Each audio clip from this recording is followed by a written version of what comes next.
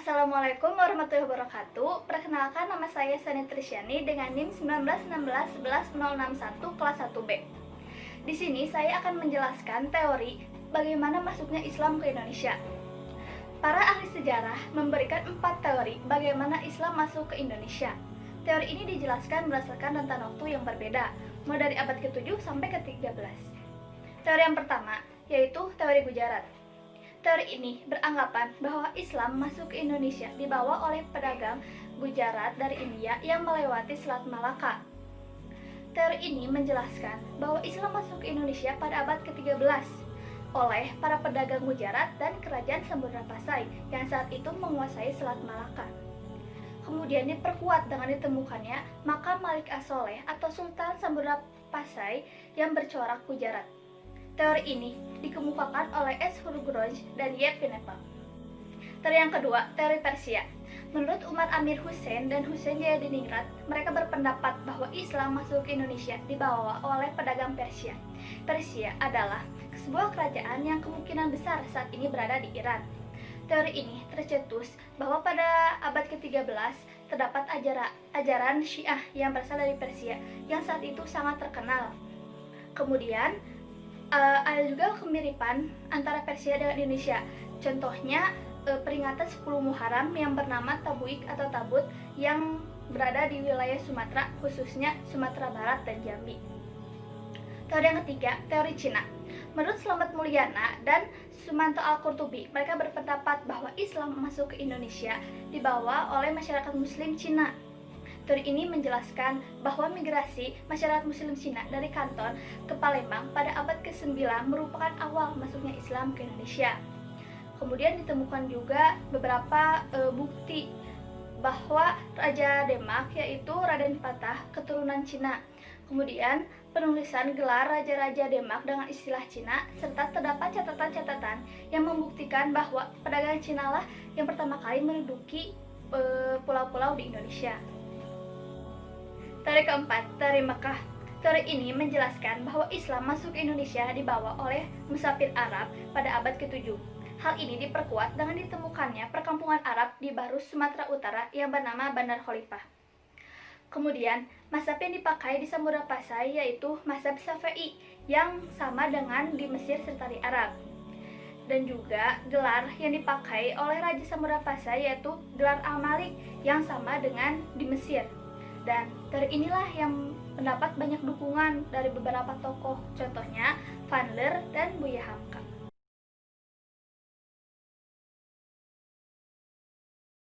Perkenalkan, nama saya Muhammad Dafa Permana Putra dengan NIM 1916111050. Di sini saya akan menjelaskan tentang bukti-bukti masuknya Islam di Indonesia.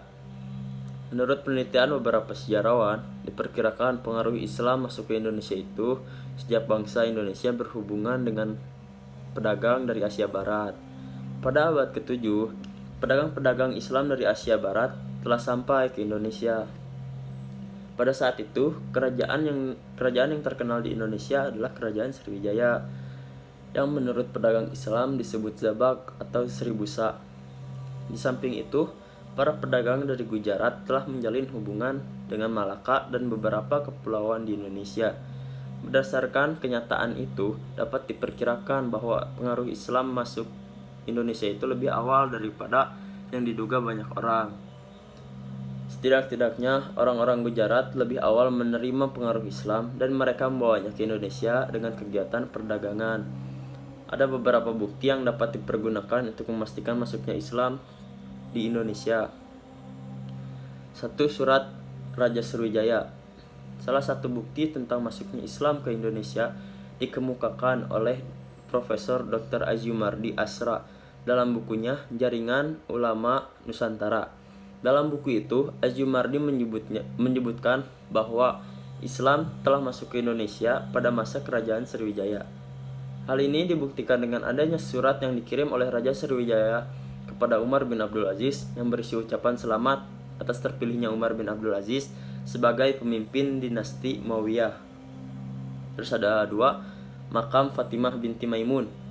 Berdasarkan penelitian sejarah, telah ditemukan sebuah makam Islam di Leran, di Gresik. Pada batu nisan di makam tersebut tertulis nama seorang wanita yaitu Fatimah binti Maimun dan angka tahun 1082. Artinya dapat dipastikan bahwa pada akhir abad ke-11 Islam telah masuk ke Indonesia. Dengan demikian, dapat diduga bahwa Islam telah masuk dan berkembang di Indonesia itu sebelum tahun 1082. Ada yang ketiga, ada makam Sultan Malik As-Soleh.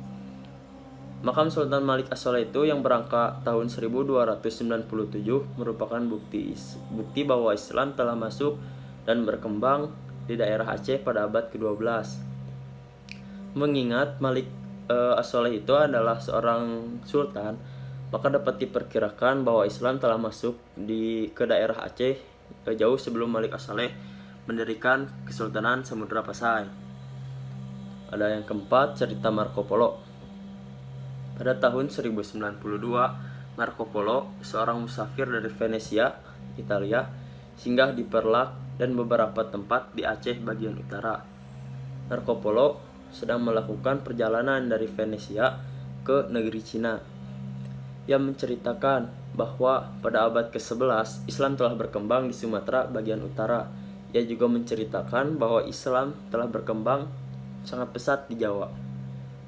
Terus ada yang terakhir, cerita Ibnu Battuta. Pada tahun 1345, Ibnu Battuta mengunjungi Samudra Pasai. Ia menceritakan bahwa Sultan Samudra Pasai sangat baik terhadap ulama dan rakyatnya. Di samping itu, ia menceritakan bahwa Samudra Pasai merupakan kesultanan dagang yang sangat maju. Di sana Ibnu Battuta bertemu dengan pedagang dari India, Cina, dan Jawa.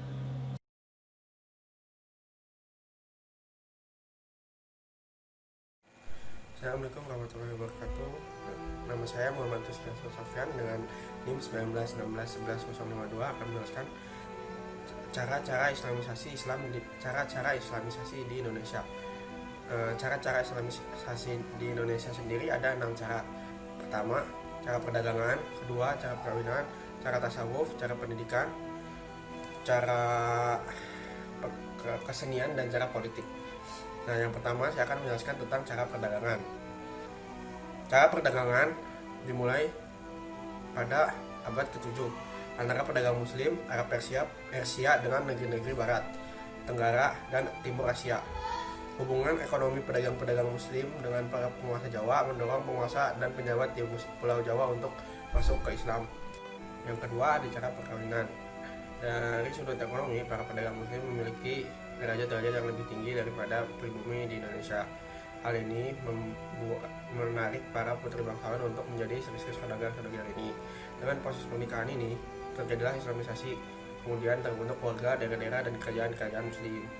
Yang ketiga, ada cara tasawuf. Pengajar-pengajar tasawuf mereka mahir dalam soal-soal magis dan cara-cara penyentuhan dengan tasawuf. Untuk Islam yang diajarkan kepada masyarakat pribumi mirip dengan alam pikiran masyarakat yang sebelumnya beragama Hindu. Dan ini juga membuat akhirnya para masyarakat Indonesia berpikir untuk masuk Islam dengan cara tasawuf. Yang keempat, cara pendidikan. Islamisasi juga dilakukan melalui pendidikan, baik pesantren atau pondok pesantren, maupun yang diselenggarakan oleh guru-guru agama, kisi-kisi, dan ulama-ulama.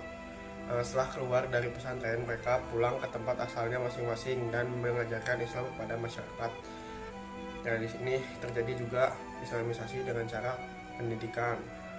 Yang kelima, cara kesenian. Cara kesenian ini disampaikan melalui wayang dan seni-seni lainnya, yaitu seni-seni yang diarsipkan ajaran-ajaran Islam di dalamnya. Tapi yang paling sering terjadi adalah seni wayang mengenai pertunjukan wayang. Ada juga yang lain yang dijadikan kesenian.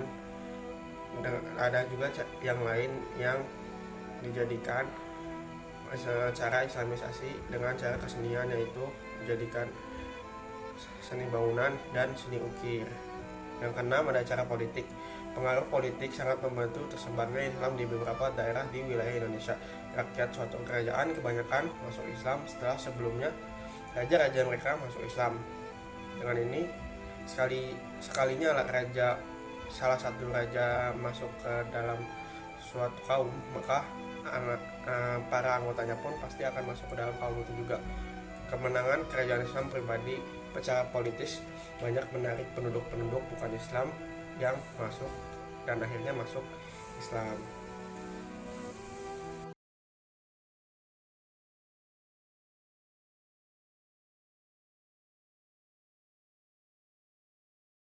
Assalamualaikum warahmatullahi wabarakatuh. Perkenalkan, nama saya Hafiz Adi Reza. Nomor siswa 19 Pada bagian saya akan menjelaskan sedikit bagaimana kerukunan antar umat beragama, baik di Nusantara atau di Indonesia ini, dalam pandangan Islam dan seterusnya. Bismillahirrahmanirrahim. Yang pertama itu kita masuk ke pengertian toleransi. Menurut bahasa Latin yang pertama, dalam bahasa Latin, toler itu berarti bertahan atau memikul. Maka toleran dapat diartikan dengan saling memikul suatu pekerjaan yang pekerjaan itu kita tidak sukai atau memberi tempat kepada orang lain walaupun kedua belah pihak tidak sependapat. Menurut bahasa Arab, padanan katanya pada bahasa Arab adalah tasamu. Tasamu ini berarti membiarkan sesuatu untuk saling mengizinkan dan memudahkan. Maka dari itu dapat diartikan tasamu agar mereka yang saling berpendapat hendaknya bisa memberikan tempat bagi masing-masing pendapatnya.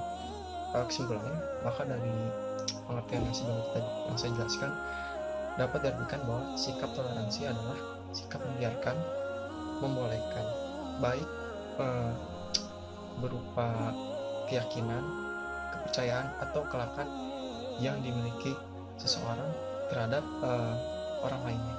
Sebab selanjutnya, toleransi dalam pandangan Islam. Kita bisa mengulas balik ketika saat awal Nabi Muhammad itu membangun kota Madinah. Karena adanya popularitas di sana, Nabi Muhammad itu berinisiatif membangun kebersamaan dengan popularitas itu. Popularitas yang dihadapi Nabi Muhammad tidak hanya etnis saja, namun agama juga. Kita bisa contohnya pada Piagam Madinah pasal 25 yang berbunyi, kaum Yahudi dari Bani Auf adalah satu umat dengan mukminin. Bagi kaum Yahudi agama mereka dan bagi kaum muslimin agama mereka. Juga kebebasan ini dalam kurung bagi sekutu-sekutu dan diri mereka sendiri, kecuali bagi yang zalim dan jahat. Hal demikian akan merusak diri dan keluarganya.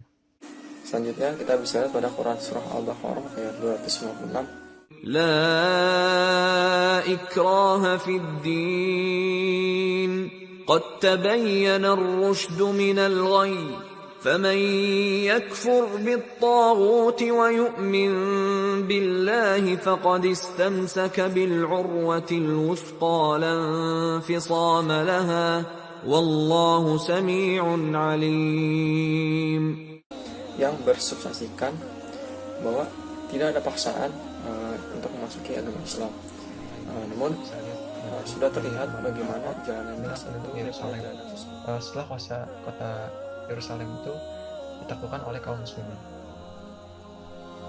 Kutipannya, ya Umar menjamin keamanan untuk jiwa dan harta mereka dan untuk gereja-gereja dan salib mereka, serta yang dalam keadaan sakit ataupun sehat, dan untuk agama mereka secara keseluruhan. Gereja-gereja mereka tidak akan diduduki dan tidak pula dirusak, dan tidak akan dikurangi sesuatu apapun dari gereja-gereja itu, dan tidak pula dari lingkungannya. Dari penjelasan saya akan menambahkan 3 poin. Yang pertama itu, toleransi tidak dapat diartikan mengakui kebenaran semua agama, dan tidak pula dapat dijadikan kesediaan untuk mengikuti ibadat-ibadat keagamaan lain. Poin yang kedua, Allah itu telah menentukan agama yang diridhoi di sisinya, yakni agama Islam. Yang ketiga, toleransi itu berbeda dengan konformisme. Konformisme adalah menerima apa saja yang dikatakan orang lain asal bisa menciptakan kedamaian dan kerukunan, atau saling memberi dan menerima demi terwujudnya kebersamaan.